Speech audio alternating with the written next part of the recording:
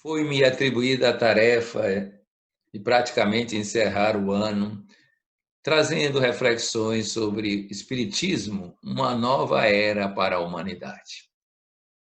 Nós vamos então trabalhar essa temática como se estivéssemos respondendo a perguntas de alguma pessoa que gostaria de entender melhor este título ou esta referência.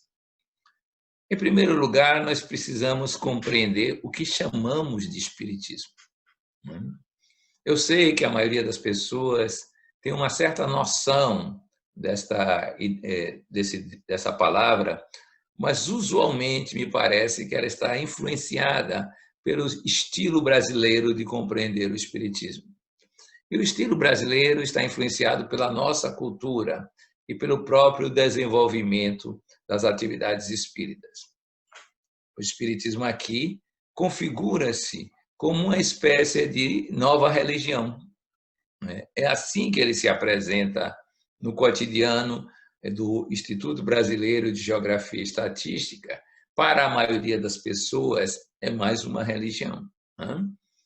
Isso tem algum sentido? Tem, claro que tem. Ele não se apresenta casualmente dessa forma. Ele tem a pretensão de trabalhar a dimensão religiosa, aquela que nos leva à comunhão com Deus, à experiência de totalidade ou de plena autorrealização. Mas outros vão compreender que o Espiritismo parece que se envolveu como algo semelhante às ciências físicas, às ciências chamadas positivas, ou decorrentes do experimentalismo inglês e do racionalismo francês, que é o positivismo de Augusto Comte. Nós vamos verificar que o espiritismo tem algo a ver com isso, porque ele é uma ciência que estuda a origem, a natureza e o destino dos espíritos. Mas que são os espíritos? Aí entra um aspecto que é da filosofia, a ontologia, o estudo do ser. A ontologia espírita vai nos dizer que nós somos, verbo ser, espíritos, essências imortais, criações divinas. Isso é importante lembrar. Existe uma filosofia espírita, ou melhor, um aspecto filosófico abordado pelo espiritismo. O ser, os valores, a natureza de Deus sobre a forma de teodiceia, a metafísica, que é o mundo espiritual, por aí vai.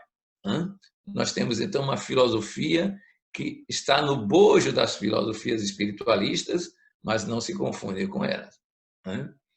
Mas alguns vão se lembrar que o espiritismo trabalha com a beleza. O belo aparece muito na tradição espiritual narrada por Leon Denis. O belo é uma expressão da plenitude. O belo é também característica daquilo que se faz bondade. Então, o espiritismo tem algo a ver com a arte?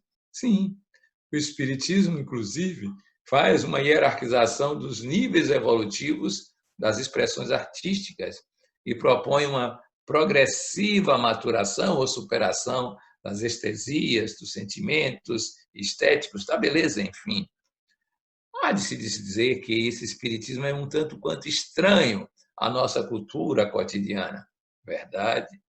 Nós estamos tão acostumados a fragmentar o conhecimento, a dividir as esferas culturais em ciência, filosofia, arte e religião, que não se conectam normalmente, que não percebemos que o espiritismo é muito mais que todas essas esferas culturais. Mas disseram que o espiritismo veio também para subjugar, dominar o pensamento materialista, superá-lo. Isto é real? Sim, é real. Isto é uma das características nossas em termos de pensamento. E o que é o materialismo, senão uma visão de mundo? O que nós chamamos hoje, na linguagem de Thomas Kuhn, aquele filósofo físico americano, paradigma, é isso que o espiritismo é, como o materialismo é. Mas qual a grande diferença entre ambas?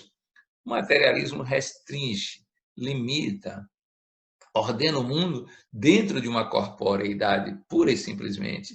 O físico, o espaço, o tempo e a matéria são as suas características fundamentais.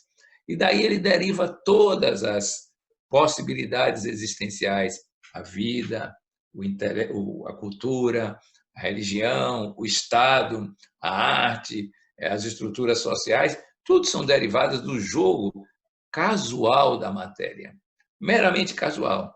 Podia ter sido diferente, podia nunca ter acontecido, né? Mas aconteceu desse jeito. É assim que o materialismo pensa. E, em termos de seres humanos, o materialismo nos coloca entre a fecundação e a morte. É o limite da nossa existência.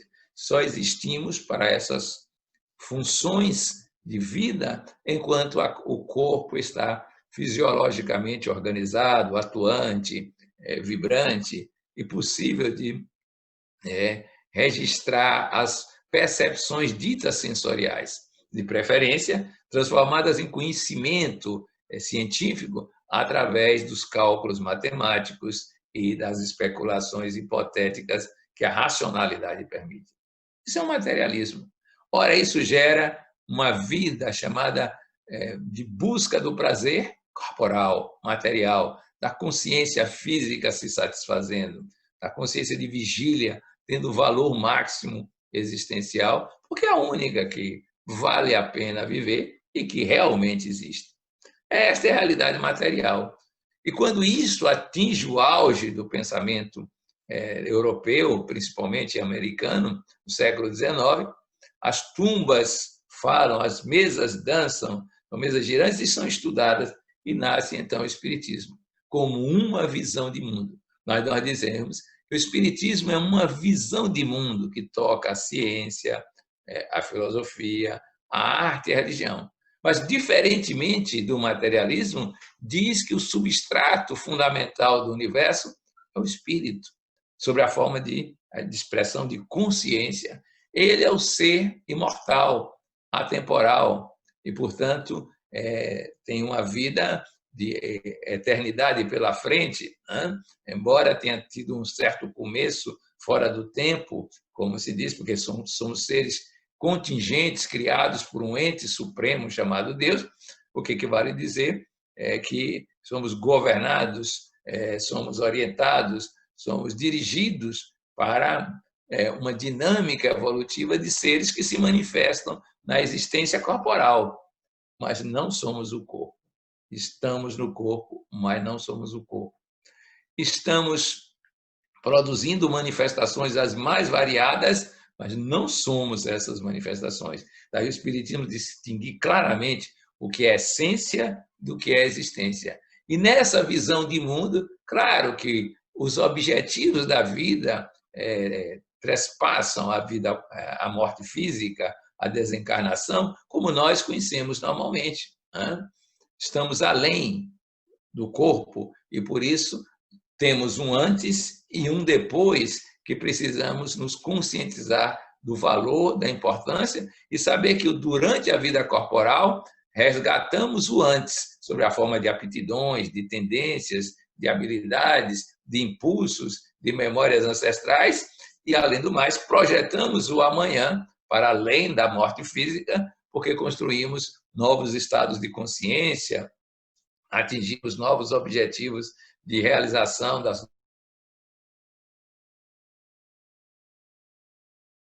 inerentes ao ser criado por Deus. Vejam que é uma diferença enorme. Nós dizemos, então, que somos seres espirituais vivendo uma experiência humana. Vale a pena frisar isso. Não somos seres corpóreos. Não somos a pessoa. Não somos mulheres, nem homens, né, nem em trânsito entre um e outro, ou novidades do ponto de vista do gênero. Não somos isso. Estamos manifestando desta ou daquela forma, mas o que somos é a natureza divina, criação cósmica de entidades, essências individualizadas. Ora, o mundo espiritual ele é pré-existente ao mundo físico, é primacial, é matriz, e o mundo físico pode até desaparecer na loucura humana, isso é, pelo menos em termos de civilização, isso pode acontecer, no entanto, o mundo espiritual continuaria. Às vezes o denominamos de erraticidade, onde os espíritos continuam em aprendizagens e que fazem testes de real aprendizagem quando estão na vida física, que nós chamamos de encarnados, né? Seres encarnados. Mas continuamos espíritos, vivendo na dimensão de espírito, construindo relações com o mundo físico através de um organismo que nós chamamos de perispírito, um ente semimaterial que modela a matéria física e, ao mesmo tempo, transmite para a essência espírito as impressões dessa própria matéria. É uma espécie de meio termo, né? Funcionando como vínculo intermediário nas realizações do espírito. E é claro que descortinamos uma vida após a morte muito naturalisticamente, pelo simples fato de que esta é a vida natural, esta é a vida real, mais contínua do que a vida física, que dura 50, 100, às vezes muito menos, às vezes um pouco mais, e que desaparece logo adiante. Essas são as ideias básicas do Espiritismo, acrescidas de 3 aspectos fundamentais. Mesmo quando estamos encarnados, isto é, no corpo físico, continuamos contactando com essa dimensão espiritual, porque nela estamos. E, às vezes, trazemos essas memórias ou essas vivências para as nossas memórias, seja pelos sonhos, via onírica, seja pela percepção extrasensorial, clarividência do mundo espiritual, clareaudiência, seja pela fenomenologia mediúnica, estado alterado de consciência, que nos permite contactar com o mundo espiritual e tomando consciência no mundo físico desse tipo de realidade. Esse é um dado importante. Normalmente somos 2 humanidades que, na verdade, são uma só, interagindo, vivendo interexistencialmente, influenciando-se mutuamente. Vejam a amplificação do cosmos trazido pelo Espiritismo, que não se limita ao cosmo físico, fisiosfera, ao cosmo biológico, à biosfera. Não, vamos muito mais além do que tudo isso. É uma vida de plenitude, de riquezas imensas, que agora é que estamos levantando o véu, descobrindo esse tipo de realidade. Ora, isto nos remete a uma grande descoberta que muda o nosso modo de ver o mundo como tal. Vejam vocês, o nosso objetivo comum, trivial, cotidiano, qual é?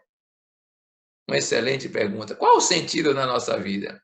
A maioria das pessoas vivem para garantir a sobrevivência corporal, na infância, na adolescência, na vida adulta, inserindo-se no mercado de trabalho, para garantir as suas vivências afetivas e a procriação da espécie, né? A permanência da espécie pela procriação, melhor dizendo, e vivendo para realizar-se socialmente em status ou reconhecimento público e por aí vai.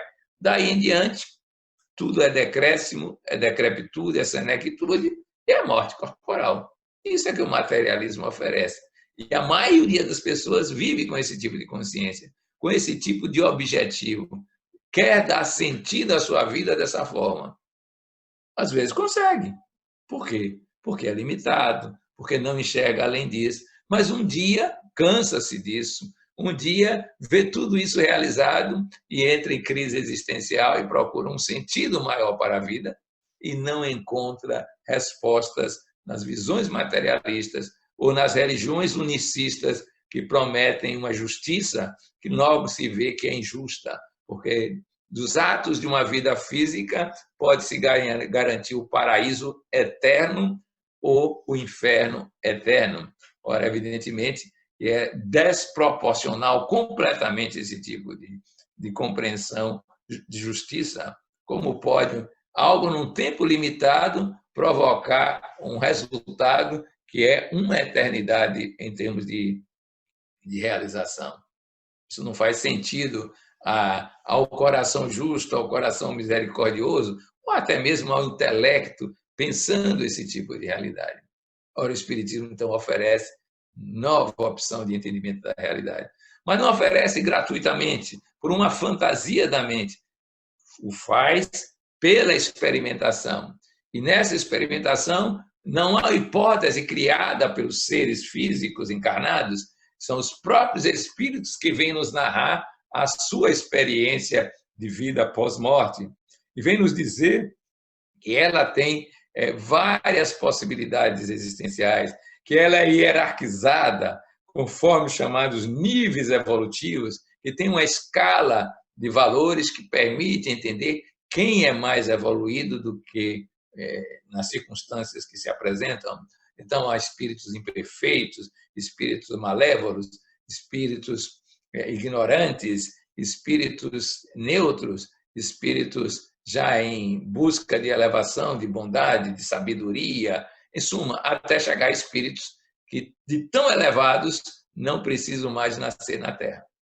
Não precisam desta corporeidade para testar as suas habilidades e aptidões e se tornam o que nós chamamos de emissários divinos, atuando no cosmos para fazer a criação marchar na busca da própria plenitude, da realização absoluta em torno desse ser supremo que é Deus.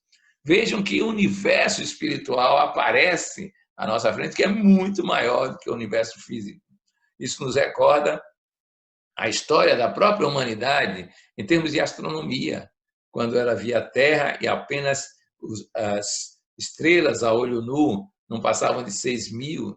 Depois isso se alarga de tal maneira que hoje nós temos bilhões de estrelas, talvez trilhões de estrelas, planetas, imensas galáxias e até mesmo massa escura e buracos negros. Vejam o universo como era pequeno físico e como se alargou. Agora vejam esse universo psíquico, esse universo espiritual, como ele se alarga profundamente com as revelações vindas desse próprio mundo espiritual através dos fenômenos mediúnicos que abalaram o século XIX, principalmente para aqueles que tinham sensibilidade e olhos de ver, como se diz na tradição cristã. Então, é isso que o Espiritismo vem fazer, esta transmutação do pequeno no complexo, no grandioso, no vasto, na saga do Espírito.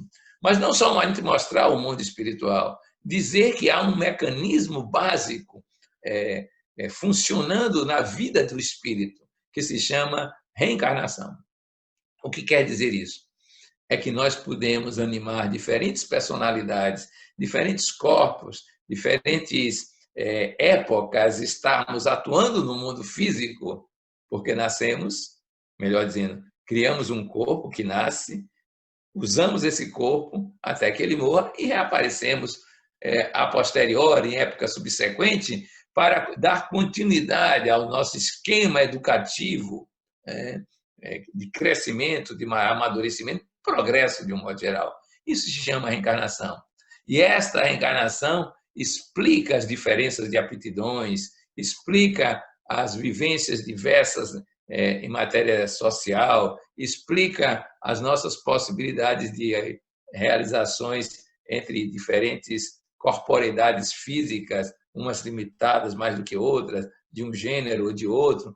Tudo isso a gente pode fazer uma releitura pensando na ideia espírita de que o espírito pode animar diferentes formas, diferentes situações, experienciar de outros modos de existir, exatamente para desenvolver a aptidão de mostrar o divino que ele já é no humano que ele ainda está. Mas isso se complementa com um outro saber que é fundamental na estrutura do pensamento espírita, o evolucionismo. Mas não um evolucionismo tradicional, darwinista, spenceriano, uma evolução das formas, da matéria, dos seres biológicos, mostrando ascendências e descendências interativas.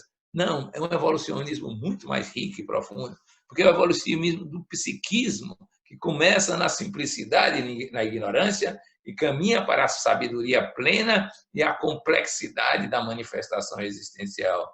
Isto é a grande ascese dos seres que vão do átomo ao arcanjo, como diz o Espiritismo, que começa, por sua vez, como um átomo. Veja que é o evolucionismo do qual as formas reverberam o estágio em que se encontra, né? Mas não são determinantes para o ser, que caminha através das próprias formas. O ser é o espírito, que começa ainda sem as manifestações que hoje vivenciamos no estágio humano, a racionalidade, o sentimento, mas vive a lei de atração na dimensão do reino mineral, vive as questões biológicas, vegetais e animais, sensações e instintos, para despontar no humano sobre a razão. Mas isso não é o seu limite máximo. A razão é apenas uma potência de um nível evolutivo chamado humanidade. Mas ela pode chegar na supra-razão, no supra-racional, no superconsciente, no além do que nós estamos acostumados a pensar, porque há a intuição, a consciência intuitiva sintética, a capacidade de termos percepções chamadas místico-unitárias, visões de não duais do universo, até a plena expressão do ser, que se diz que é a comunhão com o divino.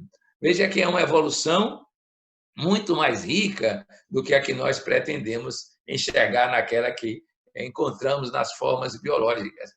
É isto que faz a riqueza do pensamento espírita, saber esse ser que hoje está no estágio humano, esteve na animalidade, no estágio vegetal, mas anseia por algo mais, e lhe espera como teleologia, como destino, como possibilidade de autorrealização, a verdade plena, a justiça plena, a beleza plena, sobre a forma expressiva de espírito puro. Veja você como isso é extremamente rico na nossa compreensão do pensamento espírita. Nenhuma doutrina, pelo menos no Ocidente atual, e mesmo no Oriente, teve essa capacidade de fazer uma grande síntese do conhecimento, integrando duas realidades, a física e a espiritual, numa dinâmica evolucionista, até chegarmos à plenitude do ser.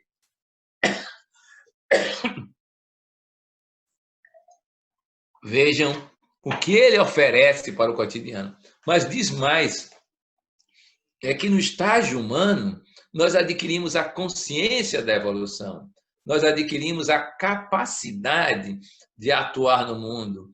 Agora discernindo o que chamamos de bem e de mal, construindo o que nós chamamos de livre-arbítrio, livre escolha. Em suma, nós somos agora os determinantes principais do fenômeno evolutivo cósmico. Nós somos o que alguém disse, o eixo e a flecha desta evolução. Nós somos o caminhante que constrói o caminho, que faz escolhas sobre as possibilidades de realização e trabalha em cima delas. Essa é a dinâmica evolutiva que nós assumimos enquanto seres no estágio humano.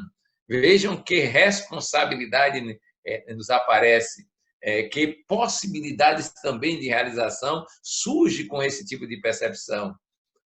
Somos muito mais do que normalmente pensamos enquanto entidades voltadas para a personalidade, porque é esta individualidade, este ente que nós somos, cria personalidades que manifestam novas vivências, novos estágios evolutivos pequenos, aparentemente, fitamos aqueles Andes, como diria Castro Alves, do espírito, o pináculo da alma, da realização da alma, buscamos a comunhão e a plenitude com Deus, que é esse ser supremo que nós admitimos que é o grande atrator universal, nos elevando e nos elevando por mostrar-nos capacidade de termos realizações muito mais ricas e plenas que na atualidade.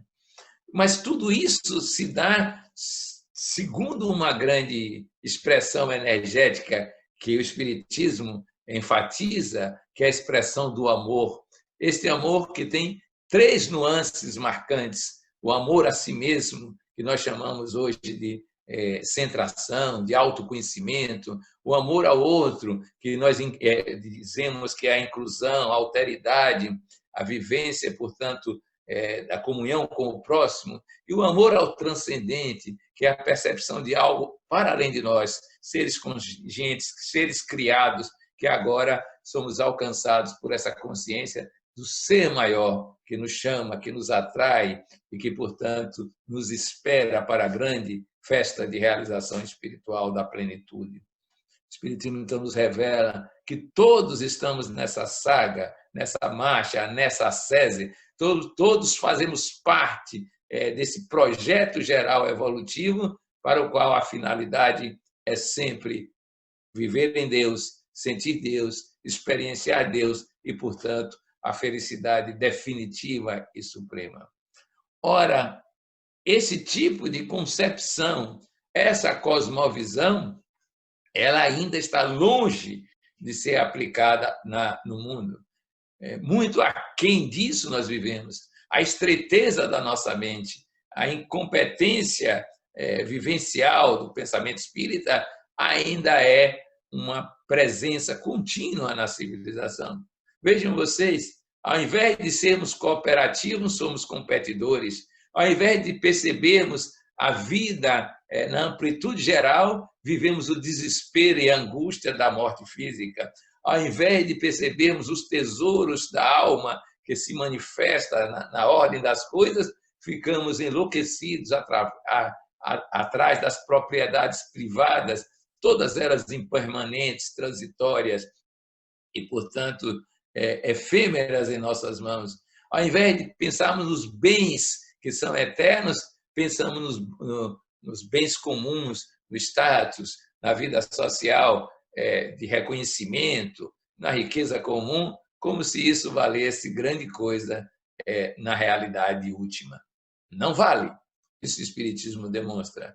Tem o seu aspecto significativo no momento evolutivo, no estágio, melhor dizendo, da evolução, mas deve ser imediatamente superada. E o Espiritismo ainda faz mais, resgata a originalidade do Evangelho, a grande utopia, o grande sonho espiritual evolutivo que Jesus nos traz e demonstra com sua vida que a imortalidade é uma realidade, que o outro deve ser amado como próximo e mesmo amado, ainda que seja adversário e inimigo, que os bens materiais devem ser secundários à busca do reino dos céus e de sua justiça, e que todos nós podemos ser bem-aventurados, misericordiosos, consolados nas aflições, mansos e pacíficos, e mais ainda pacificadores e criaturas que, porque tem puro coração, quando tivermos, alcançarmos a percepção de Deus. Isto é o projeto espírita. Esse projeto vai se desdobrar em ações de natureza social. Nós estamos acostumados a ver a expressão do projeto espírita na caridade, que é a benevolência para com todos, a indulgência para com os erros, o perdão das ofensas e a ação social que diminua as desigualdades que estão no mundo, porque são desigualdades que afetam ainda a dinâmica evolutiva e não são compatíveis com a condição de espírito amoroso plenamente realizado. É por isso que o pensamento espírita trabalha com a construção da paz, porque sabe que os espíritos em estados evoluídos não precisam da violência, dispensam as guerras, os pugilatos, as ofensas, as agressões de um modo geral. É por isso que o projeto espírita traz uma outra concepção sobre saúde, mostrando que, para além das grandes conquistas da prática de saúde na medicina e nas outras profissões que eles secundam, que estão presentes no cuidado em geral, nós verificamos que existe um trabalho de natureza espiritual, que existem questões, aliás, todas elas são derivadas das contingências evolutivas do espírito, que é preciso, então, ressignificar o estar doente, o estar saudável no corpo, por outras buscas espirituais e significativas que fazem com que, mesmo que tenhamos limitações físicas, não percamos a grande chance de aprimoramento espiritual. É por isso que temos que repensar a educação, agora centrada no sucesso material, no sucesso social, para uma educação mais plena, que isto seja derivado do principal, que é o sucesso do espírito na sua ascese evolutiva, na sua manifestação enquanto ser que pode demonstrar o seu potencial divino, ainda quando encarnado.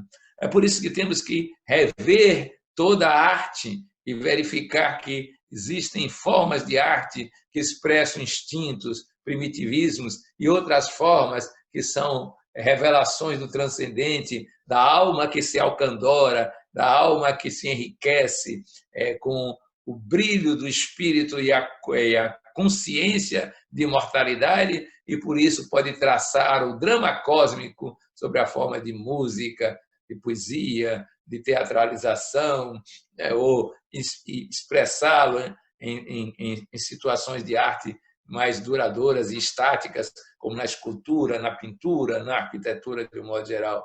É por isso que temos que repensar o direito, porque o direito está centrado numa ideia de corpo que pode ser aprisionado numa cadeia ou de uma morte que pode eliminá-lo da vida social. Ambos são enganos do materialismo. Temos que pensar numa justiça que olha o ritmo evolutivo de cada criatura. Podemos, evidentemente, cercear-lhe a liberdade quando ele se transforma em risco para outros corpos, mas precisamos pensar que todo projeto deve ser projeto de evolução, e todo projeto de evolução no humano chama-se projeto de educação. A justiça conhecerá, então, a riqueza da educação, do fazer manifestar o potencial que há em cada criatura e fazê-la, então, elevar-se para que não seja necessário transformar a vida em punições, em cerceamentos, em limitações, mas em oportunidades de crescimento, em aprendizagens significativas em termos de evolução e de espírito, e assim transformarmos o nosso modelo de justiça. É claro que vamos intervir nos direitos existentes atualmente, porque eles são direitos eminentemente centrados no indivíduo egoísta e materialista, e, portanto, cria necessidades que são verdadeiras benesses do supérfluo, que não tem nenhuma valia em termos de espiritualidade, e que as pessoas se apegam, sofrem, têm medo de perder, porque não têm essa consciência de que há algo mais profundo, valioso que se pode viver, que é a experiência do prazer do espírito, além dos prazeres da carne, além dos prazeres da mente, além dos prazeres das propriedades materiais, todas elas fogos fatos, supérfluos, que desaparecem ao primeiro sopro da morte, quando nós estamos na encarnação ainda. Ora, nós temos que pensar que esse projeto espírita envolve também a área política. E por que isso? Porque a política de hoje representa o estado psíquico da atualidade, dos grupos que se organizam para dominar a matéria, dominar o poder temporal, dominar o mundo das formas e criar submissões. Todos enganadores, auto-enganando-se em termos de projeto do espírito, porque o dominador é também submisso às suas próprias regras, e logo mais tudo isso desaparecerá. Os impérios se esboroam, os monarcas desaparecem, os totalitários morrem, e nada disso fica a não ser registros, respingos na história. E nós temos que pensar, então, numa política que seja a representação da elevação espiritual na experiência cotidiana, em que cada vez mais o político seja o servo, o servidor, em que tenha menos benesses e mais ações, porque se destacou não simplesmente pela habilidade de negociar leis e regras, mas porque se fez alguém que se santifica, que se planifica na ação social e que vai se desapegando dos bens materiais e das formas de poder para apenas servir, para apenas contribuir para um coletivo de pensamento e sentimento que vê nele um modelo a seguir de experiência, e essa experiência centrada na amorosidade, que é a inclusividade em toda a sociedade. Olha, nós temos também que lidar com uma nova psicologia, tanto do ser como da coletividade, porque é uma psicologia de massas que vivem transmigrações, que vivem experiências reencarnatórias, e como que grupos afins aparecem em certas épocas, em certos países, em certas culturas, para fecundá-las, para transformá-las, para elevá-las a um patamar mais rico, mais pleno da manifestação do Espírito. Então, não basta ver o momento histórico limitado, é preciso ver a trajetória evolutiva de cada povo, o psiquismo e a psicosfera que ela constrói para trabalhar as suas qualidades, ampliando aquelas virtudes universais, aquelas conquistas do belo, do justo, do verdadeiro, do bom, para todos, de tal modo que as massas se sintam orientadas para um projeto vivencial muito mais rico e mais pleno, onde o medo do outro, onde as fobias e os pânicos desaparecem em função agora da consciência psíquico-espiritual coletiva que aparece nesse tipo de massa, nesse tipo de povo que se consubstancia numa vivência espiritual. Ora, isso é a nova era, é tipicamente a nova era proposta pelo pensamento espírita, mas que exige ação, que exige maturação de pessoas. Não basta se falar de cada um desses aspectos, desses princípios, é preciso que cada criatura desenvolva a sua vivência espiritual, é preciso que cada ser amadureça em si esse novo estágio de evolução, é preciso que cada espírito encarnado tome consciência da sua imortalidade, dos seus objetivos de encarnação, que transcendem a vida física, do seu projeto existencial até alcançar a plenitude em Deus. É preciso, então, que, ao mesmo tempo que o indivíduo se desenvolve, amadurece, evolui, ele simultaneamente atua no mundo para amadurecer as estruturas sociais, aprimorá-las agora com outro tipo de perspectiva e de realidade. Agora que no simbolismo da civilização ocidental nós nos preparamos para adentrar um ano novo, é momento então de reflexão sobre esta nova era para a humanidade. Como estamos realizando-a? Como estamos apresentando-a para o mundo? E isso implica uma noção muito clara de projeto espírita para o nosso movimento. Precisamos, então, amadurecer essas ideias em redes de atuação, em laboratórios que sejam educandários, templos, comunidades, hóspices, que são os centros espíritas, entidades que se organizam para dar cumprimento e revelar o potencial desse tipo de projeto, ou melhor, de cosmovisão. Precisamos, então, refletir sobre o que fazemos, se o que fazemos pode ser superado por novas formas de agir, ou pelo menos se pode ser amplificado por novas maneiras de atuar no mundo, e como é que vamos realmente fazer da utopia, que é o Evangelho, que é a grande aspiração do ser lá no íntimo da alma e o grande vir a ser da civilização, como é que vamos traduzi-lo no cotidiano da experiência atual, em termos de realidade, em termos de vivência, em termos de ação.